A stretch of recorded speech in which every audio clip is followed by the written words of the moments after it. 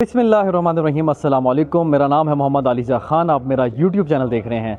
पिंडी stadium में हम मौजूद हैं। अब से कुछ ही देर कबल पेशावर ज़ल्मी और इस्लामाबाद यूनाइटेड का मैच ख़त्म हुआ है। ये वन साइडेड मैच था। इस्लामाबाद यूनाइटेड ने 244 रन का पहाड़ खड़ा किया, जिसको चेस करते वक्त पेशावर ज़ल्मी लड़खड़ा गई और 140 रन पर ही ढेर होगी। 102 रन से शिकस्त का सामना करना पड़ा है। और एक बार फिर इस जम गफ़ीर जो रावलपिंडी क्रिकेट स्टेडियम में मौजूद था, फैंस ही फैंस थे। ज़ल्मी फैंस ने बाबर आजम के नारे लगाए, उनको चेयर किया, उनको बकअप किया, लेकिन बाबर आजम ने आज भी पेशावर ज़ल्मी के फैंस को मायूस किया है। जब बाबर आजम क्रीज़ पर आए तो हर जानिब बाबर आजम के नारे थे, लेकिन बाबर आजम महज 1 रन बनाकर वापस लौट गए। हमने फील्डिंग के दौरान भी देखा कि बाबर आजम कुछ प्रेशर में नज़र आए और आज 2 कैचेस भी उन्होंने छोड़े और एक कैच तो इतना आसान था और उनके स्टैंडर्ड के मुताबिक जितनी उन्होंने क्रिकेट खेली है, जितने बड़े वो प्लेयर हैं, बड़े प्लेयर होने के साथ साथ एक अच्छे कप्तान भी रहे हैं पाकिस्तान के, आज उन्होंने इतना आसान कैच छोड़ा तो क्लियरली विजिबल है कि वो he is feeling the heat,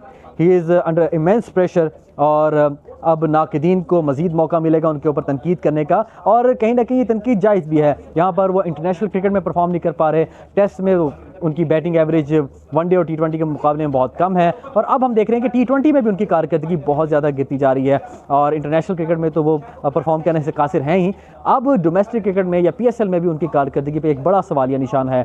एक ही तरह की बैटिंग, एक ही तरह की अप्रोच, कब तक इस तरह की अप्रोच अपनाए रखेंगे और इस तरह से वो कामयाब होने की कोशिश करेंगे। मिच ओवन जो अपनी टीम की तरफ से बैरून मुल्क ओपन करने के लिए जाने जाते हैं, बहुत तेज़ खेलते हैं। कहने वाले ये भी कह रहे हैं कि अपनी ईगो को साइड पर रखकर उनको ओपन करवा कर देख लेते, हो सकता है वो टीम के लिए बेहतर होता, लेकिन उसके लिए आपको क्या करना है, ईगो साइड पर रखनी है और ईगो हम साइड पर नहीं रखते। बहरहाल पेशावर ज़ल्मी के फैंस को एक दफ़ा फिर बड़ा झटका मिला है, 2 लगातार मैचेस हारे हैं। अभी आपसे कुछ ही देर कल मोहम्मद हारिस से हमारी गुफ्तगू हुई, हमने उनसे सवाल किया तो उन्होंने कहा भाई बहुत हो गया, हमें अपनी बॉलिंग बेहतर करना होगी और ये विकेट स्पिन ट्रैक है, यहाँ पर 170-80 बहुत ज़्यादा रन से उस जगह पे हमने 244 करवा दिए, तो थोड़ा नहीं है, बहुत ज़्यादा सोचने की ज़रूरत है। और अगर हमने असर अपनी बॉलिंग और बैटिंग में बेहतरी ना ली तो हम इस टूर्नामेंट में बेहतर कारकर्दगी नहीं दिखा सकेंगे और बाहर हो जाएंगे।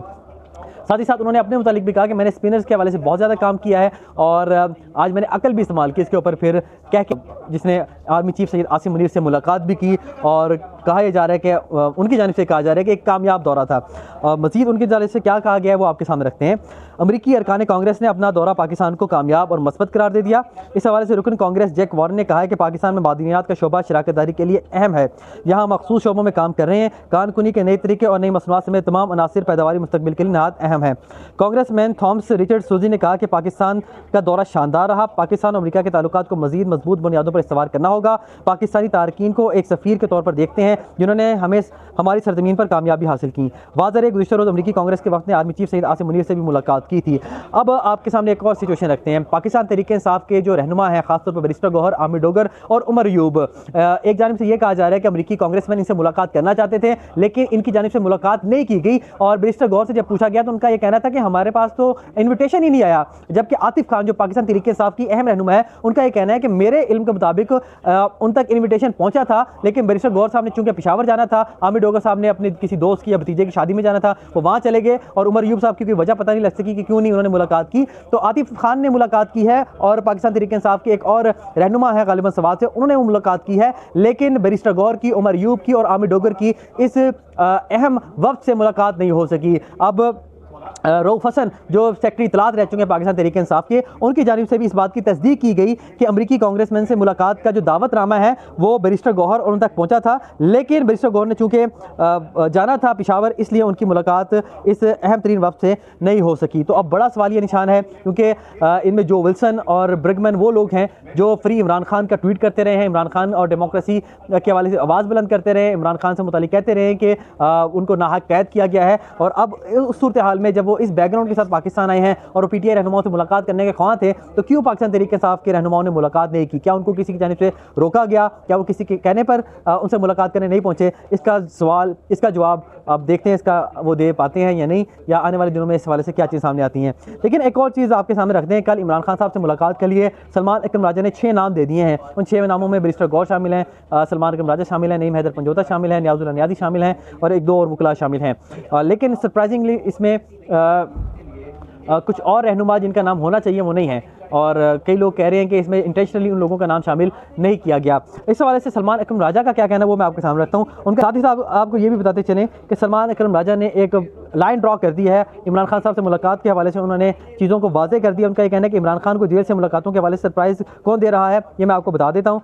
उनका ये कहना है, सलमान अकरम राजा का ये कहना है कि हमारी तरफ से मुलाकात के लिए दी गई लिस्ट में नाम ना होने वालों को इमरान खान भी तस्लीम नहीं करते और वो हैरान होते हैं जब हमने जो लिस्ट दी होती है उसके अलावा लोग उनसे जाके मिलते हैं तो वो बहुत ज़्यादा हैरानगी का इजहार करते हैं। साथ ही साथ वो ये कह रहे हैं कि लिस्ट से बाला जो लोग इमरान खान साहब से मिलते हैं तो वो किसी और के मंजूर नज़र होते हैं। साथ ही साथ उनका ये भी कहना है कि ऐसे लोगों को इमरान खान पर मुसल्लत कर दिया जाता है जिनसे वो मुलाकात नहीं करना चाहते। अब फैसला ये हुआ है कि लिस्ट में नाम शामिल ना होने वाले अगर जेल में इमरान खान साहब से मुलाकात करेंगे तो इनके खिलाफ डिसिप्लिनरी एक्शन लिया जाएगा और उनको शो कॉज नोटिस जारी किया जाएगा। यानी कि जो लिस्ट पाकिस्तान तहरीक इंसाफ अडयाला जेल हुक्काम को देगी कि यही लोग इमरान खान साहब से मुलाकात कर सकते हैं, अगर उनके अलावा कोई लोग इमरान खान साहब से मुलाकात करेंगे तो उनको शो कॉज नोटिस जारी किया जाएगा और उनके खिलाफ डिसिप्लिनरी एक्शन भी लिया जाएगा। तो ये सलमान अकरम राजा ने वाजे कर दिया है। उसके बाद इस्लामाबाद हाई कोर्ट से आपको बहुत अहम खबर देनी है। इस्लामाबाद हाई कोर्ट में आपको पता है कि जजेस एक दूसरे के आमने सामने हैं, सीनियरिटी का मामला है। पहले आप जानते हैं जब जस्टिस आमिर फारूक थे तो उस वक्त सीनियर कौने जज थे जस्टिस मोहसिन अख्तर कियानी, और फिर जब हमने देखा लाहौर हाई कोर्ट से जस्टिस सरफराज डोगर को लाया गया और दीगर जजेस को लाया गया तो सीनियरिटी लिस्ट तब्दील कर दी गई। जो इस्लामाबाद हाई कोर्ट के 5 जजेस थे उन्होंने सीनियरिटी लिस्ट चैलेंज की थी और आज उस केस की समाअत हुई सुप्रीम कोर्ट में और उन 5 जजेस की इब्तदाई इस्तदा जो थी वो मुस्तरद कर दी गई और सीनियरिटी लिस्ट कैंसिल करने की जो इस्तदा थी उसको यकसर मुस्तरद करके समाअत मुलतवी की गई है। इसके कुछ अहवाल आपके सामने रखते हैं। इस्लामाबाद हाई कोर्ट में के हवाले से आपको ये बताएं कि सुप्रीम कोर्ट के आईनी बेंच ने इस्लामाबाद हाई कोर्ट के जजेस की नई सीनियरिटी लिस्ट मुअत्तल करने और ट्रांसफर होने वाले जजेस को काम से रोकने की इस्तदा मुस्तरद कर दी है। सुप्रीम कोर्ट में इस्लामाबाद हाई कोर्ट के जजेस के तबादले और सीनियरिटी से मुतल्लिक़ दरख्वास्तों पर समाअत जस्टिस मोहम्मद अली मजहर की सरबराही में 5 रुकनी आईनी बेंच ने की, जिस दौरान इस्लामाबाद हाई कोर्ट के 5 जजेस के वकील मुनीर ए मलिक ने दलाइल दिए। दलाइल के आगाज़ में वकील मुनीर ए मलिक ने कहा कि इस्लामाबाद हाई कोर्ट में ट्रांसफर होने वाले जजेस के मामले को आर्टिकल 175 के साथ देखना चाहिए। जजेस ट्रांसफर फेडरलिज्म और इंतजामी कमेटी की तश्कील से मुतालिक दलाइल दूंगा। इस पर जस्टिस मोहम्मद अली मजहर ने कहा कि जजेस ट्रांसफर आर्टिकल 200 के तहत हुई, बेहतर है दलाइल का आगाज़ भी यहीं से करें, हम जजेस को सिविल सर्वेंट के तौर पर नहीं देख सकते। जस्टिस मोहम्मद अली मजहर ने कहा कि एक जज का ट्रांसफर 4 दर्जात पर रजामंदी के इजहार के बाद पैदा होता है। जिस जज ने ट्रांसफर होना होता है उसकी रजामंदी मालूम की जाती है, जिस हाई कोर्ट से ट्रांसफर होनी होती है उसके चीफ जस्टिस से रजामंदी मालूम की जाती है, जिस हाई कोर्ट में आना होता है उस हाई कोर्ट के चीफ जस्टिस से रजामंदी ली जाती है। आखिर में चीफ जस्टिस पाकिस्तान की रजामंदी के बाद सदर मुमलिकत ट्रांसफर का नोटिफिकेशन जारी करते हैं। आपको एतराज़ ट्रांसफर पर है या सीनियरिटी पर है? इसके ऊपर मुनीर मलिक ने जवाब दिया कि हमारा एतराज़ दोनों पर है। जस्टिस मोहम्मद अली मजहर ने कहा आप नए अल्फाज में आइन में शामिल करवाने की कोशिश कर रहे हैं। आर्टिकल 61F नाअहली केस में आइन में नई अल्फाज शामिल करने की नाअहली तायाद कर दी गई है। इस फैसले पर शदीद तनकीद हुई जिसे नज़रसानी में तब्दील किया गया। बहरहाल बाद इस केस की समाअत मुलतवी कर दी गई है। जो इनिशियल इब्तिदा थी वो मुस्तरद कर दी है और 5 जजेस की सीनियरिटी का मामला एक बार फिर लटक गया। अब तक के लिए इतना ही, मुझे दीजिए इजाज़त। अल्लाह हाफ़िज़।